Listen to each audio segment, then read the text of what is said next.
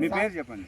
నా పేరు రామనగరం అండి, మాది హుస్సేన్పేట మండలం, ఎన్టీఆర్ జిల్లా, చింతపేట మోహన్ రావు, రామనగరం.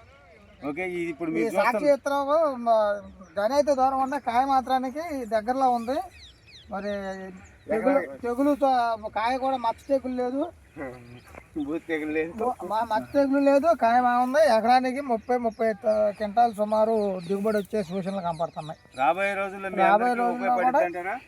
రాబోయే రోజులు కూడా ఇది వేసుకోవచ్చు.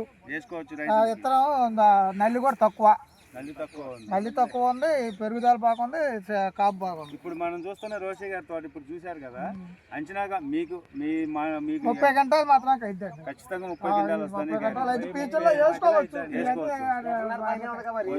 సరే, అంటే తోట ఈ విత్తనాన్ని పెట్టుకోవచ్చు, నల్లికి కూడా తట్టుకుంది, లేకపోతే తెచ్చారు కదా. ఎదుగుదల మీద నీ కాపు ఎదుగుదల కాదు. ఇప్పుడు ఇది ఏమైందంటే ఈ పైన రెండో స్టెప్ వచ్చేసరికి నీకు అట్లా అనిపిస్తుంది. ఇప్పుడు ఎంత కాకుండా కూడా ఇదిగో తెల్లగా ఉంది చూడు, మచ్చకాయ. మీరు గమనించాల్సింది అవేనా? నేను అది అప్పుడు ఆడపోయి చూసింది కూడా ఏమవుతుందండి, ఇప్పుడు వాతావరణం బాగలేదు అనుకోండి, పైకి లేకపోతే బాగుండి, ఇది కనుక ఒకరంత గాలిలో తేమ ఎక్కువ ఉన్నప్పుడు ఈ మచ్చ తెగులు సాధ్యం. అయితే ఇతను తట్టుకుంది కాబట్టి ఆగింది. పుల్లుకొండయ్యాడు 9-10 దాకా గుర్తుంది మంచిపోవడం, అట్లా కూడా తట్టుకోదు కాబట్టి ఇత్తనాలు మాత్రానికి సూటబుల్ పెట్టచ్చు. ముందుకు మాత్రానికి ఎకరాలు పెట్టవచ్చు.